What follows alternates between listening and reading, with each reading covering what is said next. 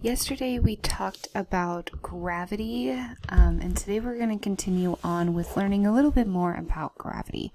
So today we're going to be looking at more cannonballs. So yesterday we imagined that there was gravity, and now today we're going to imagine there's no gravity.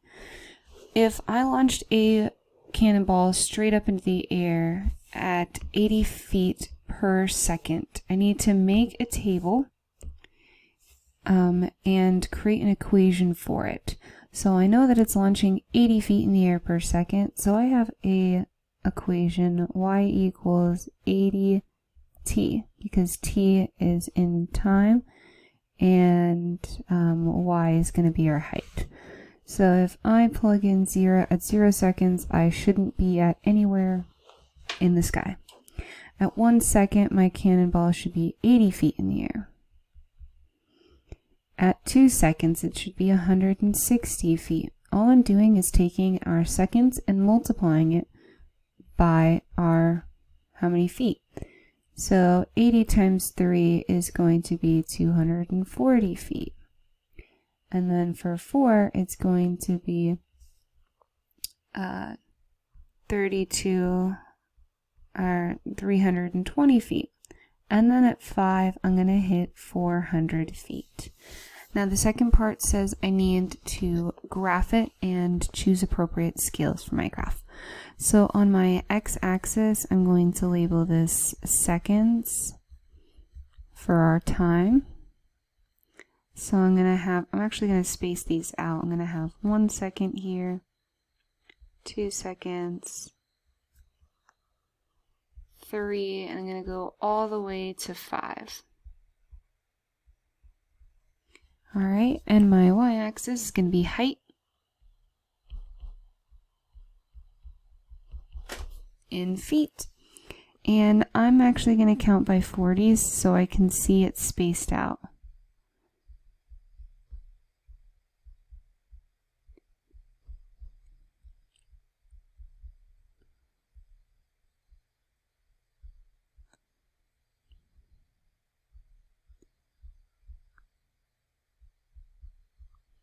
Perfect. Alright, so now I'm going to graph it. Remember, it's x then y for each point. So at 1 second, I was at 80 feet, but I was also at 0 feet in 0 seconds. At 2, I was at 160. And then at 3, I was at 2400.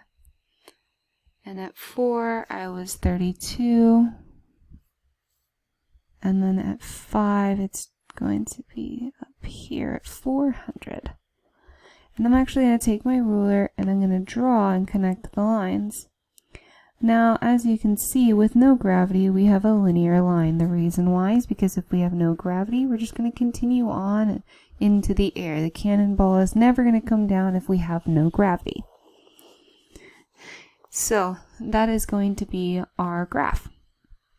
So now what we're going to do, we're actually going to take our Desmos.com calculator and we're going to write in the function that models that cannonball. So y equals 80t. So let's open Desmos. Alright, I've got my Desmos open and now I can see, hey, this is going to be super large. I don't think I want my x and y axis to count by ones. So in order to change it on Desmos calculator at any time, you can hit this wrench here. It says graphing settings. I'm going to change my x-axis here to -50 because that's going to start counting by tens. And I'm going to make my y-axis the same thing because I want to actually see what's going to be happening with my axes. So go ahead and change it. I'm actually going to do -55 for the y-axis. So -50 for the x-axis and -55. And that'll give you more of a range that you can see. So now I'm going to enter my equation y equals 80t. And what I can see is that it's just going to continuously increase, right? It's going to increase each time by 80, and every second it's going to be, let me change my x-axis back to ones. So there's my graph here. I can see it's going to continue on. It starts at 0, 0, and as I go up, it's going to increase. So now it says, suppose I have a different cannonball that's been launched from a platform of 20 feet above the ground. Well, I know that we have y equals mx plus b, and it's still going to be at a velocity of 80 feet. So what I know is that my 80 feet per second is still going to stay the same. Now I'm just launching it above 20 feet above the ground, meaning I'm going to add 20. This is where it starts on my y-axis.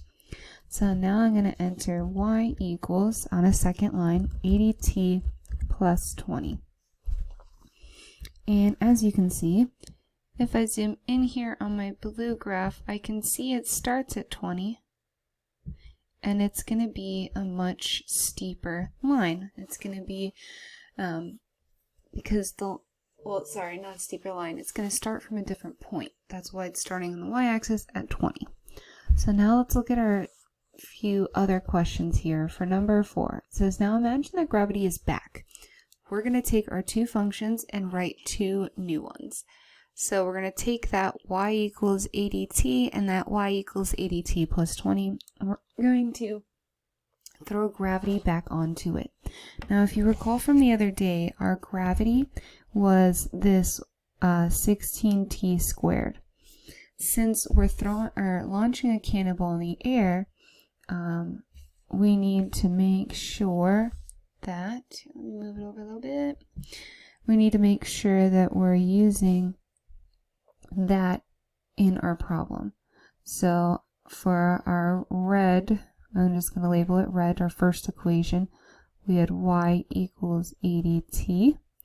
And now, since gravity is back, it means it's going to fall. So we're going to have minus 16t squared. Or if you don't like that and you prefer the 16t squared first, write negative 16t squared plus 80t. Both are acceptable. So the reason why it's a minus 16t squared, this is what gravity is. It's decreasing each time by negative 16 times however long it's falling. So I have y equals negative 16t squared plus 80t. Whoa, look at it. We finally got our parabola back. And you can change the color by holding it if you want them all the same color. So here's my first equation. If gravity was fallen, so we started at 0, 0, and we launched it into the air. And as many seconds pass, at 2.5 seconds, it reaches its maximum height. And then it's going to fall all the way down and hit at 5 seconds. So then we're going to do the same thing with our blue one, and we're also going to add that negative 16t. So for my second equation, I would have negative 16t squared plus 80t plus 20, because that'll give us a parabola. So we got y equals negative 16t squared plus 80t plus our 20, because that's our platform, where we started on our platform. So as you can see, our second one here, you can see it gets all the way up to 2.5 seconds as well as its maximum height, but now it's 120 feet above the ground. And it's going to take about 5.23 seconds before it hits the ground for our blue platform. Now the reason why that is it takes longer and it goes higher is because it's starting on that 20-foot platform above the ground. So now it says interpret the graphs, assuming that the gravity is restored. How long does it take for each of them to land? So for our 20-foot platform, it's going to be, it will take 5.239 seconds. And for our original cannonball, our line in red, Its vertex is 2.5100, but it's going to take 5 seconds to hit the ground. So for original Cannonball, it will take 5 seconds to hit the ground. Alright, so that's how gravity works. Obviously, if you throw something up in the air, it has to come down, obviously, unless you're in space.